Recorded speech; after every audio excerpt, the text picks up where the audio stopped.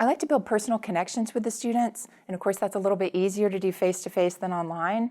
So when I'm teaching online, I try to make sure that I answer emails really quickly, that I'm really responsive to that. So I know some teachers have a practice that they only answer emails once a day and they only answer Monday through Friday, and I'm not like that. I really will answer emails when I get up in the morning up until when I go to bed at night. If it feels like it needs an immediate response, and particularly with the online courses, I feel like they need to know somebody's there.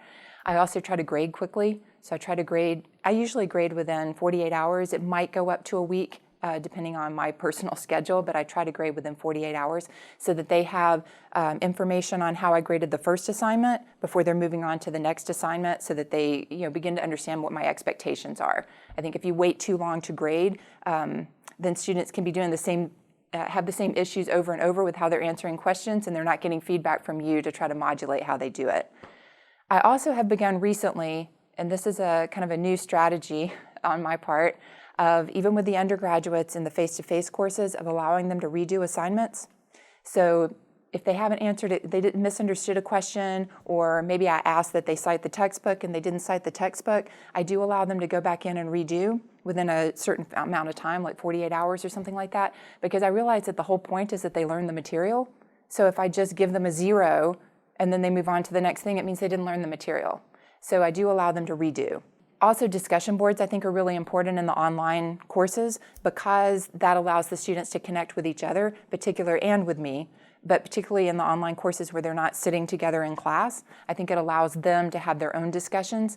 Certainly with the MFA students, I get excited when they start answering the discussion board questions, because they have such diverse backgrounds. I mean, we have people who've danced with Yvonne Rainer, with Camille A. Brown, with Mark Morris, people who choreograph extensively, who run their own companies, who teach in K through 12, who teach in college. It's such a range of experiences that their responses to the questions are really, really fascinating. So I love that part, because I learn as they're learning, but it's also fun to get to know them in those discussion boards. And I actually have started using discussion boards even in my face-to-face classes, because I think it allows the students to have a conversation, ongoing conversation, and then we can touch on it briefly in class, but allows them to learn outside of class in a different way. So my online teaching has affected my face-to-face teaching. My students in general like that I'm organized. I know in the feedback forms that they fill out at the end of the semester, they like that I'm organized, that the course is planned out from the beginning to the end before the class starts, that my assignments are explained really well. And I have worked hard on that. And Joe Russo has helped too, because he also looked through the course as I was developing it. And so I had a second eye on editing whatever the homework assignment description is. I also do find that as the course gets taught, if I realize that students aren't understanding something, I go back in immediately and go on and fix it, so that the next time it runs, it's already in there, that I don't have to remember to go back and fix it. I do it right then. I do think that students need information on how you grade and what you're looking for, and if you wait too long, like you let things build up and then at midterm you grade assignments from the past 2 months, it doesn't help them as much as it does if you're giving them constant feedback. Because different teachers have different expectations. So if I say you need to cite the textbook, you get a 0 if you don't cite the textbook. Other teachers might give them partial credit or just not notice. I don't know. I mean, because I get a lot of students that seems like a new thing for them, that they need to cite the textbook.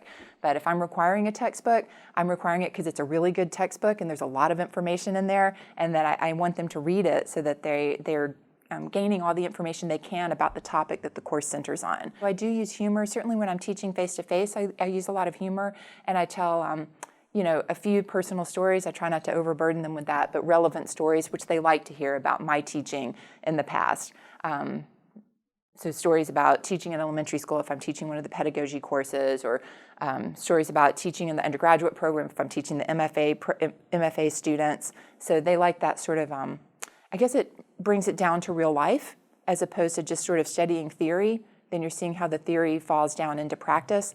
And so I think that is beneficial. I do lecture some, particularly in the history courses with the undergraduates. I do lecture a little bit, but even when I'm lecturing, I stop and answer questions all the time or ask them questions, because I really believe that that's how they engage more. That when you're just lecturing at them, the material can just sort of float by as they're dreaming about what they're going to eat for dinner.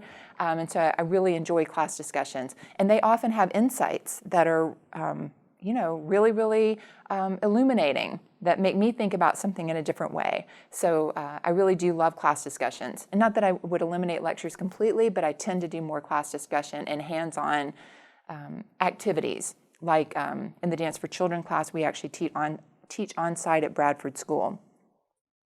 And in the online courses, I have built hands-on activities. So like in the dance pedagogy course for the MFA students, they're required to go out and watch master teachers so that it takes them away from their computer. So even though it's an online course, it's not only just working at my computer, that it takes them away to do things in their communities, in their environments, and then bringing that information back.